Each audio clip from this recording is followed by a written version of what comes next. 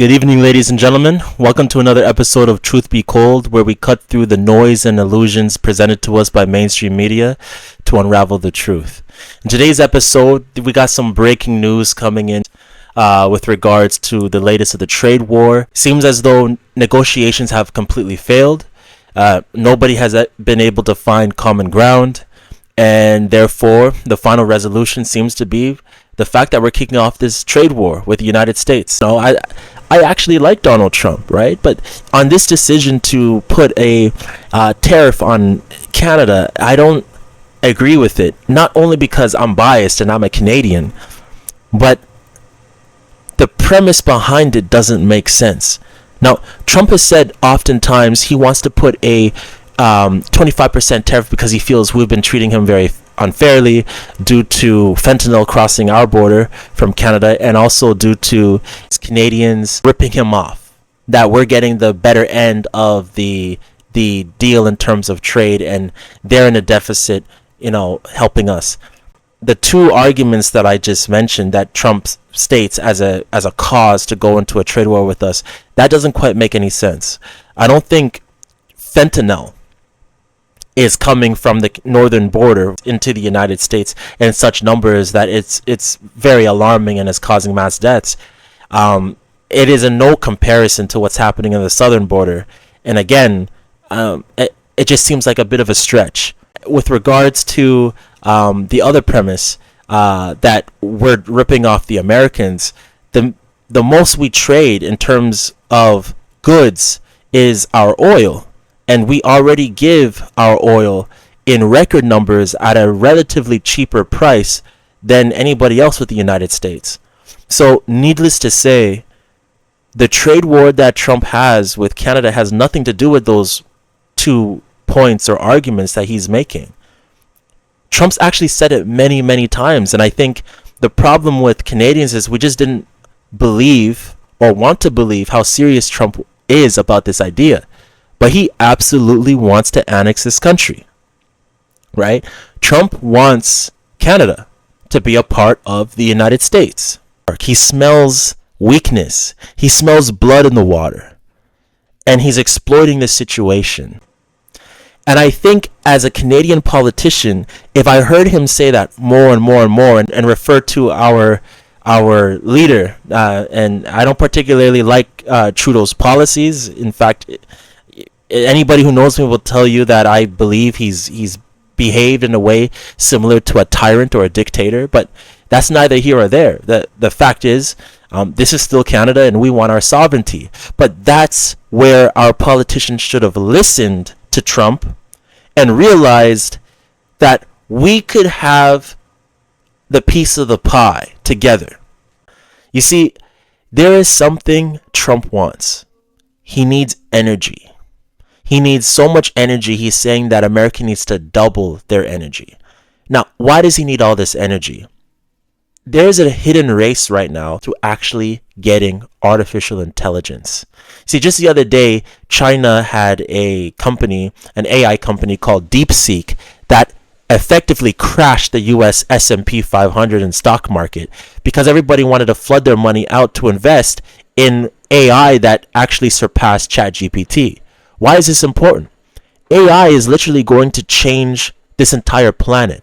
It's going to become a semi-living, intelligent, autonomous being that will be able to reason better than we can, invent things faster than we can. It's literally the closest thing to a god. The fact of the matter is we're creating something that is going to be extremely powerful, that will know everything that mankind knows, and that will be everywhere at a single given time, right? If China beats us to that, America is no longer going to be the superpower that it used to be. So there is this great sense of urgency that Trump has to build these data centers that will help develop domestic AI in the United States.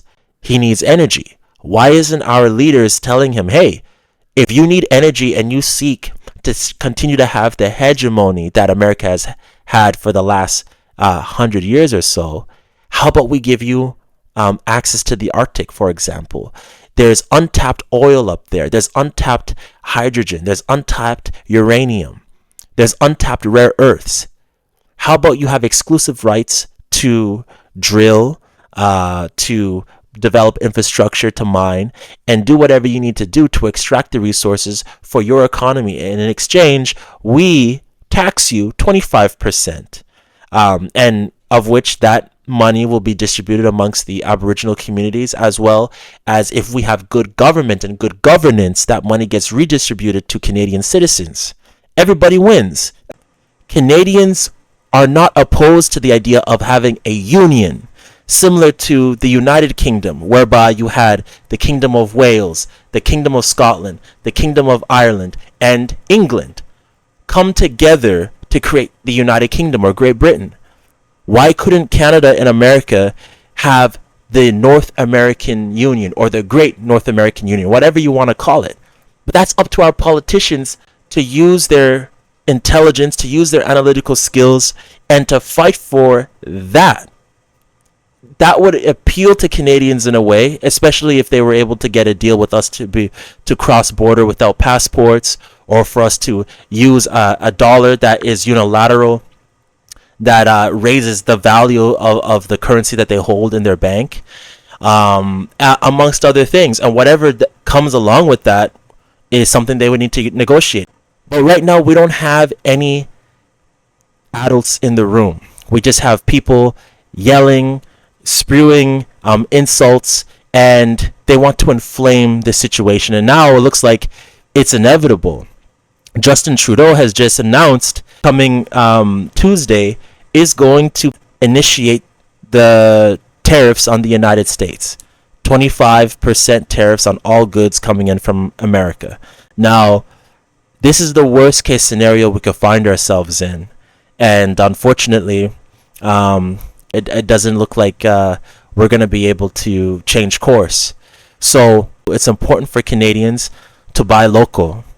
I believe this may be an opportunity, a grand opportunity, for regulation to come down for provinces to trade amongst each other, and just open up our markets. And that will allow us to buy products that can ultimately be cheaper than products that would be tariffed from the US. And this is a great time for you to get in touch with, friends and family, and develop strategies that are communal, that will benefit you. But ultimately, we need to have a strategy. And if it's not coming from your politicians, and I would never advise anybody, especially those of you who follow me on this channel, I would never advise anybody to fully have trust in our government. As Canadians, we've seen what that looks like in the last 10 years. But it's important to have the allies in your life, and to have the people in place who you could speak to help mitigate some of these challenges that is bound to be faced by us shortly.